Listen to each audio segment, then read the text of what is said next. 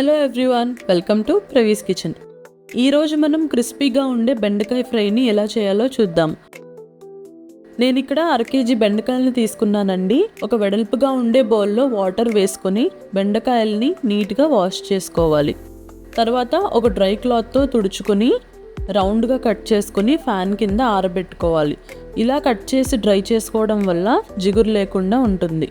బెండకాయ ముక్కలు ఆరేలోపు ఒక కడాయిలో డీప్ ఫ్రైకి సరిపడా ఆయిల్ని వేసుకొని మీడియం ఫ్లేమ్లో పెట్టి వేడెక్కనివ్వాలి.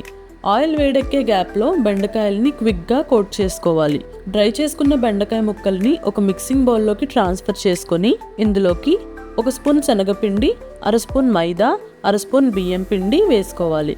రుచికి సరిపడినంత ఉప్పు, 1/2 స్పూన్ కారం, చిటికెడు పసుపు వేసుకోవాలి.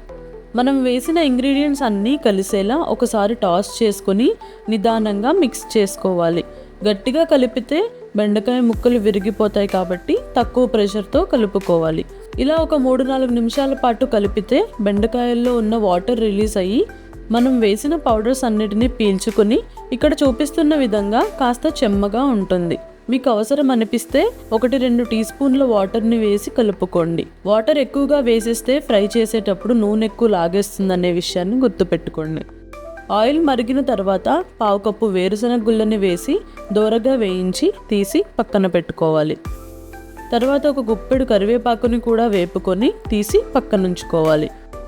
అలాగే కట్ చేసుకున్న 5-6 పచ్చిమిరపకాయలని కూడా వేపి తీసి పక్కనుంచుకోవాలి.